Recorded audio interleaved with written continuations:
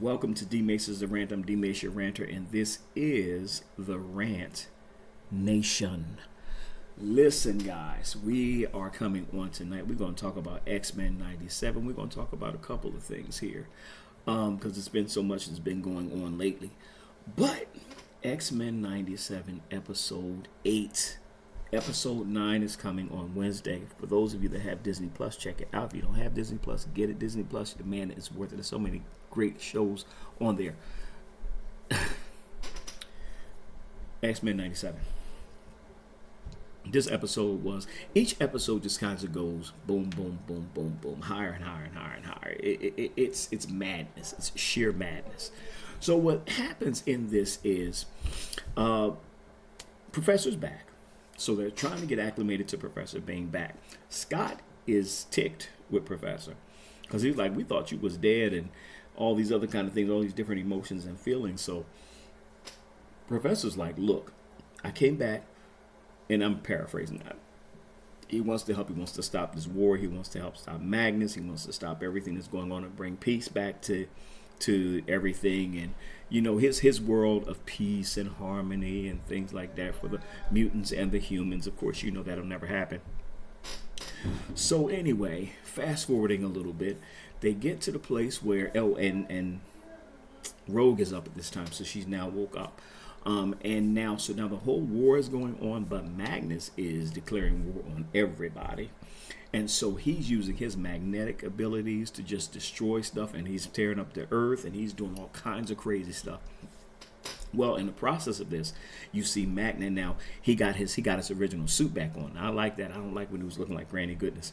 But I'm glad because he got his original suit back on. So now he floats down, man. And this scene is so cool. He floats down, and his cape is flying in the wind to Charles and to the X-Men that are there. And so he gives them an option. Basically, he says, look, if you want to bring this stuff down and you want to get justice now, follow me. So guess who follows him? Rogue and Sunspot. Roberto, who is the girl's boyfriend. Well, not anymore. They broke up. Jubilee. So anyway, they go to his side, which I kind of understand. Now, check this out. When they say, and I don't know how true this is, I heard it was true and then I heard it wasn't true. I don't really know the make of it. But I can kind of see the analogy that they're making with this. And basically what I'm saying is like with the whole Martin Luther King and Malcolm X thing, and they're saying that when Stan Lee created these characters, he created them in a symbolic way as Martin Luther King, Professor X, and Magnus is Malcolm X. And so I don't know how true that is. I can see the symbolism there. But I can kind of see what both of them are saying. I can kind of see what Professor's saying. Professor's like, there's a better way to get this done.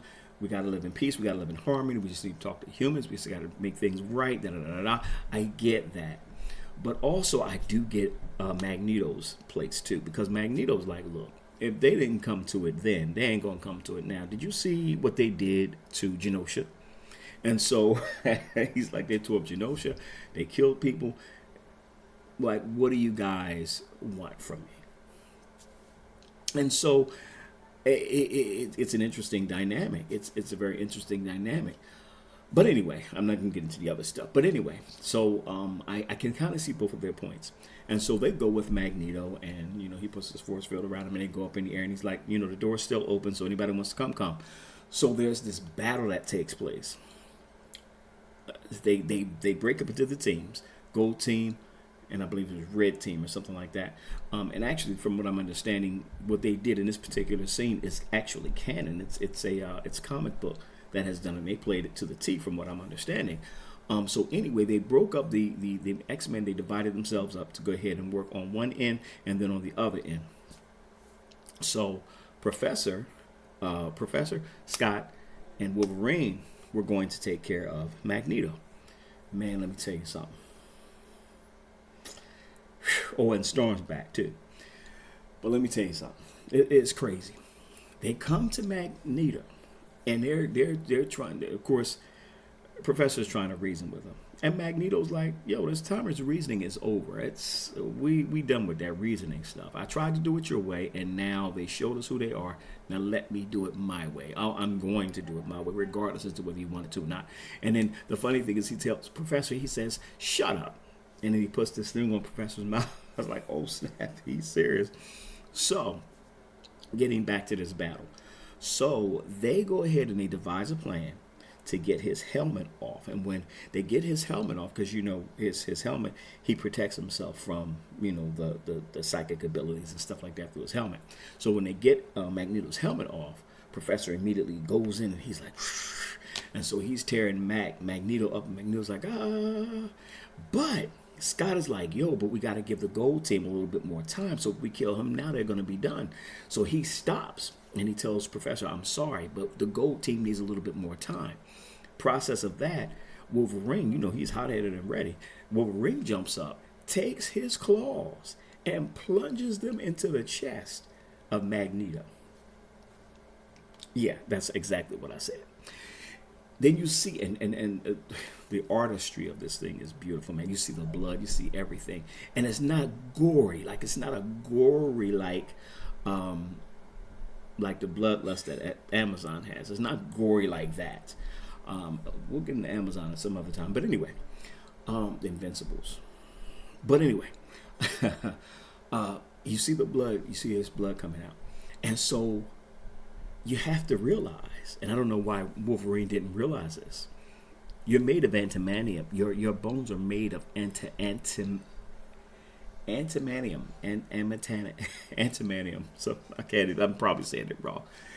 Anyway, his bones are made of that metal stuff. Magneto controls metal. So Magneto, of course, he's like, hey. He pulls Wolverine's blades back in, and then he begins to pull the antimanium out of his body. And Wolverine is screaming, and Professor's like, no. Crazy, man. It's like, I was like, yo, are you serious? We're doing this? So they stopped at that place. Kind of go back a little bit. You see Scott. You see Jean Grey. And you see Scott's son, Cable. He's being controlled by Mr. Sinister. And so with him having been controlled of Mr. Sinister all this time, actually didn't know that. So he's fighting Jean. He's pouring out all these powers on Jean. And Jean, before she disappears, says, Scott, I love you. And then she disappears. And Scott's like, no. This episode was epic. So now, if they're doing this with this, what is the last episode? What is the last hurrah going to be like? I don't even know if I'm ready for that. I mean, I gotta take a drink on that. It's punch. But anyway, this episode was phenomenal. This episode was absolutely phenomenal. That entire series is phenomenal, man. You have to check it out. I've been telling people, I've been putting people on my job about it. I'm like, go see Xmen 97. The other thing is, I was talking to a brother of mine, of course, without me rambling, Tony Witherspoon. Check him out, man. Check him out. He's on TikTok. He's on Instagram. He's got some dynamite content, man. Check him out. It's Without Me Rambling, Tony Witherspoon. Check my brother out. He and I, when these episodes come on, we kind of send each other messages, and we're like, yo, did you see that? Did you see that? And one of the things he was saying was, I don't want them to touch this as far as the MCU. Leave this X-Men excellence out of the MCU because the MCU is problematic. It's got a lot of problems right now, and it does. And so I absolutely agree with that. Like, whatever you guys are doing that is so great right now, don't muck it up. Keep it in its place. Keep doing what you're doing. It's beautiful. Chef's kiss. Chef's kiss on the right. Chef's kiss on the left. Chef's kiss. Whatever you're doing, keep doing it.